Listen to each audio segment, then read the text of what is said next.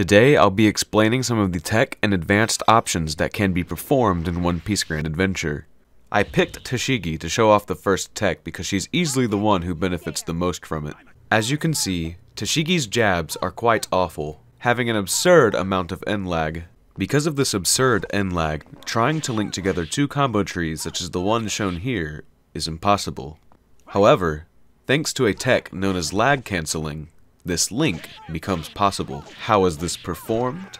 Well, just like in most traditional 2D fighting games, there exist super cancels in One Piece Grand Adventure. A super cancel will interrupt the end lag from an attack in order to perform the super. Lag cancelling is simply performing a super cancel without the required meter to execute the super. The combos that can be performed with lag cancelling can be very strong, as shown with these clips. While most lag cancelling will be performed primarily when you have no meter, there is another method that will allow you to lag cancel even if you have a bar of meter. This tech is known as a blocked lag cancel. Holding block after performing a lag cancel will prevent the super from activating, but dropping your guard or doing a block dash will have the super activate anyways. The only way to prevent this is to perform a block special out of your block. This means that the quality of your blocked lag cancels depends entirely on how good your character's block specials are. This means that characters who have specials that are safe on block will benefit the most out of this tech. Counters also have good use out of this tech because it's a defensive option that prevents immediate counterattacks. In the end, blocked lag cancels, just like regular lag cancels, open up a lot of new combos for your characters and a lot of safer ways to end your combo trees. Not every character can lag cancel. This is because lag cancelling can only be performed with certain AB supers. If a character does not have an AB super, like Wapol, then lag cancelling cannot be performed. If a character does not have a specific type of AB super that's compatible with lag cancelling, like Smoker, then lag cancelling cannot be performed in this situation either. The characters that cannot lag cancel are Enel, Smoker, Crocodile, Buggy, Usopp, Wapol, and Don Krieg.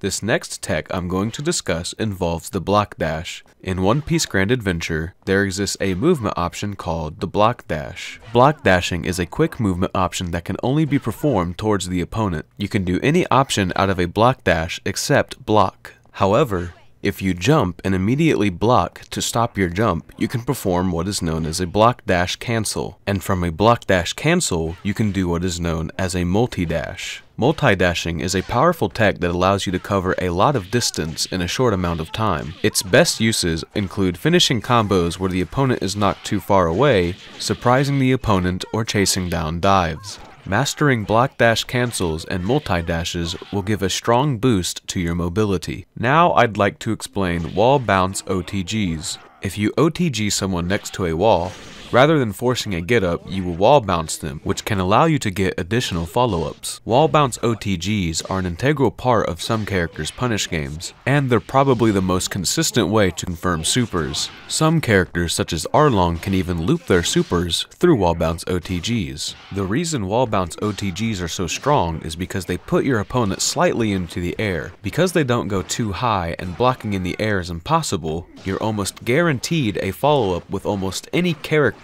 after a wall bounce OTG. Take note that if the move you use to knock your opponent down is not a hard knockdown, then they have the possibility to tech, avoiding the wall bounce OTG. This leads into the next thing I'd like to discuss, which is tech 50/50s. Being one of the few arena fighters that don't favor the person who just got knocked down, One Piece Grand Adventure has a rough but functional way of dealing with tech chasing. If the opponent does not tech, they're open to OTG follow-ups. However, if they do tech, this will defeat the OTG option. There is, however, an answer for techs as well. By timing an unblockable at the end of their tech, you can hit them for unavoidable damage, as techs do not offer enough iframes to escape. Beating the unblockable just involves not teching. Teching beats OTG, and not teching beats unblockable. As simple as the system may be, choosing the wrong option can cause you to take a lot of damage, so make sure your opponent doesn't get into your head. This one will be really short. By walking into the opponent, you can do what is known as a movement lock. This will prevent the opponent from moving from their current spot no matter what direction they're walking, even if they're in the air. This is mostly useless, but the real strength of it comes from being able to movement lock get-up rolls. Wake up rolls are by far the best option to do when getting up. If you movement lock their roll, you are limiting them by forcing them to get up in one spot, which forces them into the wake up game. And finally, to close this out, I'd like to explain said wake up game. I'm going to keep this short, as explaining everything in the wake up game would take a very long time since there's a lot to it, including some character specific interactions. After being knocked down, you have two options that will give you invincibility frames: the neutral get up and the roll being far better since you can move and you can control at what point you wake up. After getting up from these options, you have a limited amount of iframes to use. It is the goal of the aggressor to read what option you pick and react accordingly to it.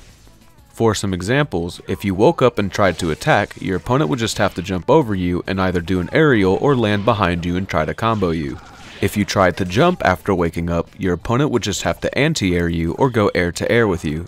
If you were to block, your opponent would just have to wait out your iframes and time an unblockable or grab. And this is only scratching the surface, as there's so many more options that can be taken in the wake up game. Options like dives, supports, traps, and even some character specific moves, as an example, Mihawk's R+A. Learning the proper options in the wake up game will improve your pressure and ability to escape pressure. And that is all the tech and advanced options that you can find in OPGA without going into further details such as character specifics. I do plan to get into these character specific details later on when I explain the game further in a One Piece Grand Adventure mega video that will be uploaded to my main channel. I hope this video helped explain some of the deeper mechanics in One Piece Grand Adventure. If you have any questions, feel free to ask them in the OPGA Discord. You can also find a lot of information, including character-specific details, on the OPGA Wiki. Links are in the description below.